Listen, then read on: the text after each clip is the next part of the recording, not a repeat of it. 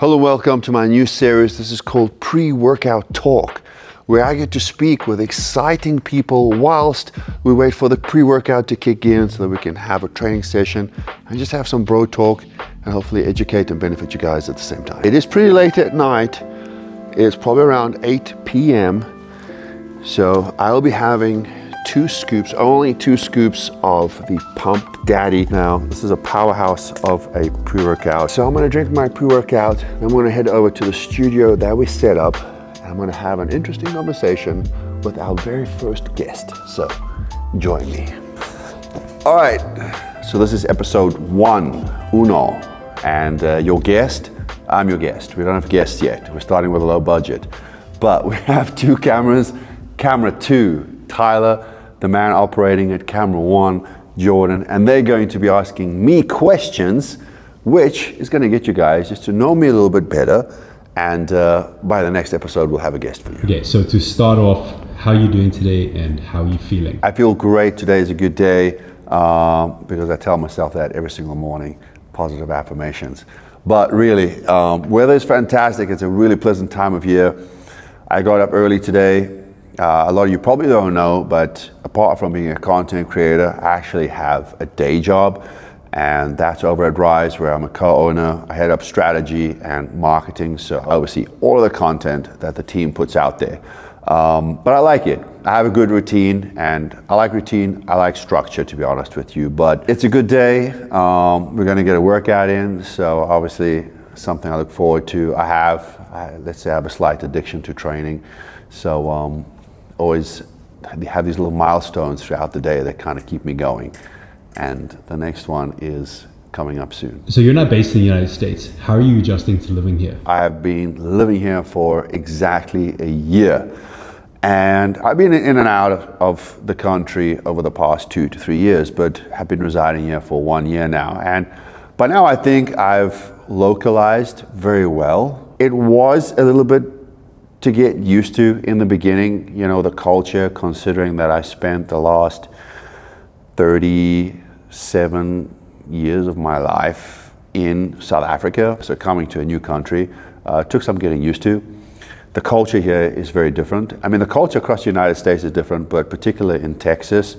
But I like it. I'm comfortable. I'm very happy here. It's the quality of life is good, and that is the one thing that I think has benefited me from a content perspective the most, is not having worry and concern and distractions all day long.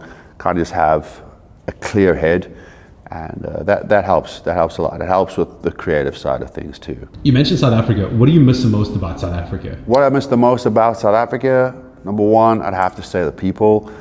It really is a very friendly nation. I can't say it's too different from Texas. I think the southern hospitality that's down here is kind of very similar, but the people are awesome. Obviously, referring to the people, a large portion of my family's there, and I would have to say the food. The food quality, the price, I miss the food. And the weather, I have to say. Very neutral weather, very pleasant. What would you say one of your biggest struggles growing up would be? One of my biggest struggles growing up, if I could refer to three things. One, childhood was very challenging. There was a lot of domestic issues that I think that infringed on my self-confidence a lot, which feeds into point number two, which is actually my self-confidence. I was very shy, self-conscious, very reserved child, and three, financial support. We grew up, once I was with my mom, single mom, things were financially very difficult. I want to say very difficult, like very difficult. But yeah, obviously, and that presented a lot of struggles. That presented struggles in terms of being able to do certain things, being able to just live a certain lifestyle, compete with your friends, or just keep up, fit in, and kind of feel in place to some extent. At what point in your life did you decide that you wanted to be a bodybuilder? Was there anything specific that caused it? At what point in my life did I decide I want to be a bodybuilder? Yeah, I think there was a tipping point where I went to the gym. It was kind of a bad experience with my one friend. I tell the story quite often, but I was in high school. I went to the gym. We did like a full body. He'd been training for a while. I was so stiff, I couldn't even move my body. It was awful. It felt terrible. And I was like, no, this gym thing just is not for me. I was into like skateboarding and baseball. So I was playing sports. I was very active. And then, again, it comes into self-confidence. You know, I faced a lot of ridicule because I was really skinny. I've made this joke quite often, but it's really no joke. It's the truth. I was referred to as like the walking ramen noodle, but like really, I was like really tall and I was extremely skinny. I was well below my BMI. And I just got taken advantage of for that. I remember one night in particular, we were out at an event and something happened, and that was like the tipping point for me. I clearly remember I was like, yep, I have to do something about this. And if it wasn't the very next day, I think it was the day thereafter, I went and I got like a gym membership, a gym contract, and I started going to the gym. But that wasn't the start of bodybuilding, really. I guess I was working on my body, so essentially bodybuilding, but that's what got me going to the gym. I just became addicted. I fell in love with the gym. I would go every single day, but I was just more of a gym rat. I didn't have a sense of nutrition. I would just eat big to get big because that's kind of what you heard. And I wasn't skinny anymore. I was carrying a lot of excess mass, as you may want to say. But I wasn't being called the skinny guy anymore. I was now being called the big guy, and it felt fantastic. And I did that for a couple of years. Eventually, I cleaned up my diet. I made better food choices. A mentor, I refer to him as like a father figure / mentor in my life. Shout out Deyzel. He kind of discovered me and said that I have just really great potential. Became part of his like team of sponsored athletes for a nutrition company that he was involved in. I never really felt in place because these guys had all competed, and I felt I needed to earn their recognition. Like I felt I needed to earn my position, and that's what drove me to compete. So to be a true bodybuilder. Was there anyone who didn't support your bodybuilding journey, and also who was your biggest supporter? I would have to say a couple of people didn't support me. I think most of the relationships that I found myself in frowned upon my pursuit of chasing mass, wanting to get bigger in bodybuilding. In fact, true story, one of them actually turned around and said to me, if you get any bigger, I'll leave you. True story. And so by that statement alone, you can tell that there wasn't very much support with me pursuing my goals of wanting to be a bodybuilder. But I didn't have a lot of support from relationships that I was in. Even my mom, she's my biggest supporter now, and I love her dearly, but there was a large portion of my life of going to the gym where she kept saying, you're getting too big, stop getting so big. And now I turn around, I'm like, yeah, I bet you regret saying that. Good thing I didn't take your advice on that one, Mom. But yeah, she loves me, she supports me, she's probably my biggest fan, my biggest supporter. Shout out to my mom. And then camera operator Jordan, who's been there by my side for the last 4-5 years, supporting me in my journey all the way. And I mentioned earlier, Deyzel, who has believed in me from day one, and I guaranteed wouldn't be here in this position without those 3 people. If you didn't get into bodybuilding, what do you think you would have pursued? If I didn't get into bodybuilding, what would I have pursued? A very miserable life. But yeah, true story. I mean, the gym has done so much for me. It's hard to think of actually what I would do, but I probably would have gone into like music production. Because I actually was in music production. It's the only other hobby that I've had that is not a sport. I used to produce music, I used to be a DJ, actually have produced like a full album, which consisted probably of 12 tracks. And then more recently, I made another, which would make 13. So yeah, I think I would have to find something to occupy my time, and that would be music production. What got you into social media and created such a large following? What got me into social media and ultimately created such a large following, I had to establish a social media presence. I was using hashtags and all the things which ironically didn't work at the time, but I managed to grow somewhat of a decent following, I would like to think. I mean, I think as far back as I can recall, 30, 40,000 followers on Instagram, which I thought was good.